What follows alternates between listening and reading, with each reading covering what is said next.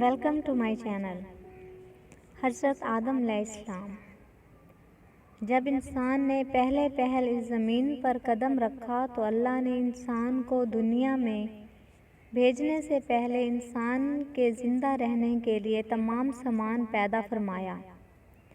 ہوا، پانی، آگ اور مٹی، یہ انسان کی بنیادی ضرورت تھی۔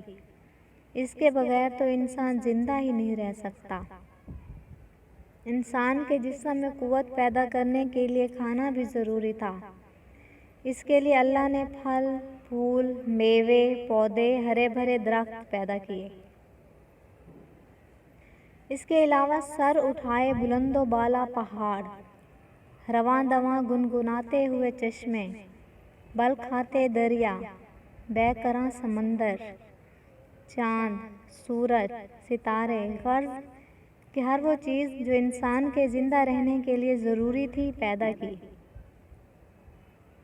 ان سب چیزوں کے علاوہ انسان کے آرام اور سہولت کے لیے اور چیزوں کی بھی ضرورت تھی، وہ بھی پیدا فرمائیں۔ زمین آسمان کے اندر بے شمار چھپے ہوئے خزانے اور وسائل ہیں، مثلاً لوہا، چاندی، تیل، کوئلہ اور گیسیں ہیں۔ یہ تمام چیزیں انسان کی ضرورت کی ہیں۔ ان سے انسان فائدہ حاصل کرتا ہے۔ ان تمام چیزوں کو زمین کے اندر سے نکالنے اور دریافت کرنے کے لیے ایک ایسی ذی عقل اور علم رکھنے والی ہستی کی ضرورت تھی جو ان تمام چھپی ہوئی اور اوجھل چیزوں کو ڈھونڈ کر نکالے اور اپنے ہی لیے کارآمد بنائے۔ یہی ہستی جسے انسان کہا جاتا ہے۔ انسان کو اللہ نے عقل اور سوچنے سمجھنے کی صلاحیت عطا کی، پھر دنیا میں بھیجا۔ سب سے پہلے انسان حضرت آدم علیہ السلام تھے۔ انسان کی نسل حضرت آدم علیہ السلام سے چلی اور حضرت آدم علیہ السلام کی اولاد ہیں۔ اللہ تعالیٰ نے حضرت آدم علیہ السلام کو پیدا کرنے کے لیے ارادہ ظاہر کیا اور فرشتوں سے کہا، میں زمین پر اپنا خلیفہ بنانے والا ہوں۔ اس پر فرشتوں نے اعتراض کیا اور کہا، کیا آپ زمین پر انسان کو پیدا کرنے والے ہیں؟ انسان تو زمین پر فساد برپا کرے گا اور خون بہائے گا۔ ہم تو تیری پاکی بیان کرتے ہیں اور تیرا شکر بجا لاتے ہیں۔ کیا ہم عبادت کے لیے کافی نہیں ہیں؟ اللہ نے فرمایا، جو میں جانتا ہوں وہ تم نہیں جانتے۔ پھر اللہ نے خود اپنے ہاتھوں سے حضرت آدم علیہ السلام کا پتلا بنایا، پھر اسے سنوارا اور اسے مناسب شکل دی۔ اس کے جسم کا ہر حصہ خوبصورتی کے ساتھ بنایا۔ پھر اس مٹی کے پتلے میں اللہ نے اپنی روح پھونکی۔ پھر اللہ نے فرشتوں سے پوچھا کہ چیزوں کے نام بتاؤ اگر تم سچے ہو۔ فرشتوں نے جواب دیا، ہم نہیں جانتے۔ سب سے زیادہ تو آپ جاننے والے ہیں، ہم کو تو بس اتنا ہی علم ہے جو آپ نے ہم کو سکھایا ہے۔ آپ بڑے علم اور برکت والے ہیں۔ اللہ نے آدم سے کہا، اے آدم، ان فرشتوں کو ان چیزوں کے نام بتاؤ۔ اللہ نے آدم کو تمام چیزوں کے نام بتا دیے تو آدم کے علم میں تمام باتیں آ گئیں۔ آدم نے ان چیزوں کے نام بتا دیے تو اللہ نے فرشتوں سے کہا، کیا میں تم سے نہ کہتا تھا کہ میں آسمانوں اور زمینوں کے اندر کی سب پوشیدہ باتوں کو جانتا ہوں، اور جو کچھ تم ظاہر کرتے ہو اور چھپاتے ہو سب کا علم رکھتا ہوں۔ اللہ تعالیٰ نے فرشتوں سے کہا کہ آدم کو سجدہ کرو۔ تمام فرشتوں نے آدم علیہ السلام کو سجدہ کیا، لیکن ابلیس نے سجدہ کرنے سے انکار کر دیا۔ وہ غرور کرنے والوں میں سے تھا۔ تجھے کس چیز کا غرور ہے اور تجھے کس چیز نے سجدہ کرنے سے روکا ہے، جبکہ میں نے تجھے حکم دیا تھا؟ اللہ نے پوچھا۔ ابلیس نے کہا کہ آپ نے انسان کو مٹی سے بنایا اور مجھے آگ سے پیدا کیا۔ ابلیس کے معنی مایوس اور نا امید ہونا۔ اس لیے کہا گیا کہ جو شخص اللہ سے نا امید ہوتا ہے وہ ابلیس کے تابع ہوتا ہے۔ جو لوگ ابلیس اور شیطان کے بہکاوے میں آ جاتے ہیں وہ پست ہمت ہوتے ہیں۔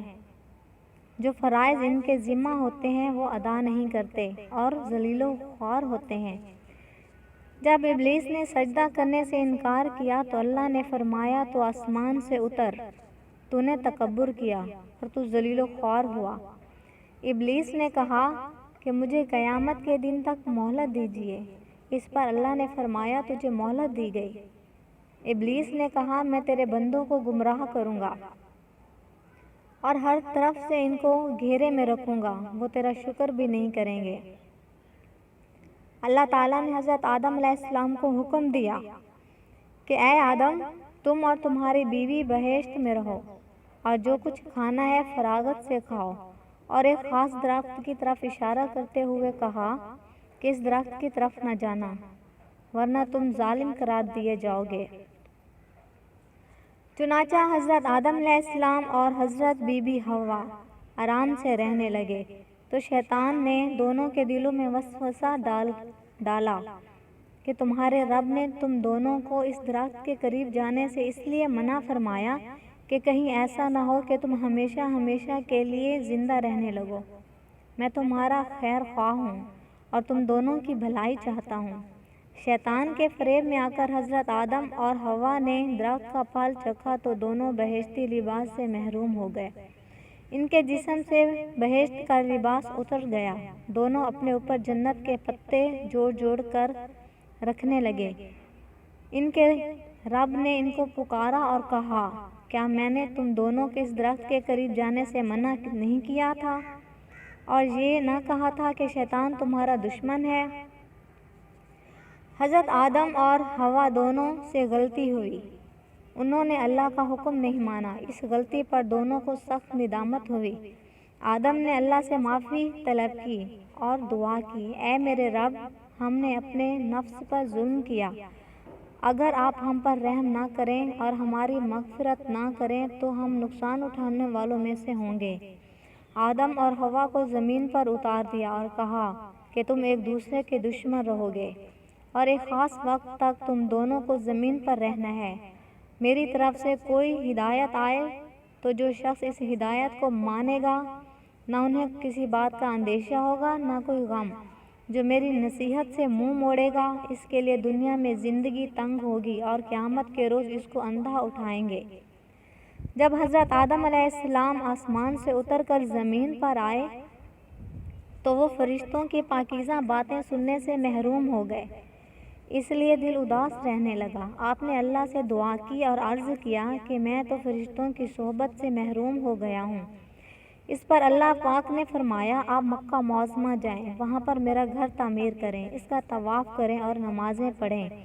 چنانچہ آپ علیہ السلام جبریل امین کے ساتھ مکہ معظمہ گئے، وہاں کعبہ کی بنیاد رکھی، نماز پڑھی اور طواف کیا۔ حضرت آدم علیہ السلام کے اس واقعے سے ہمیں سبق ملتا ہے کہ جس کام کو اللہ نے کرنے سے منع فرمایا وہ نہ کریں، جو کام کرنے کا حکم دیا وہی کام کریں۔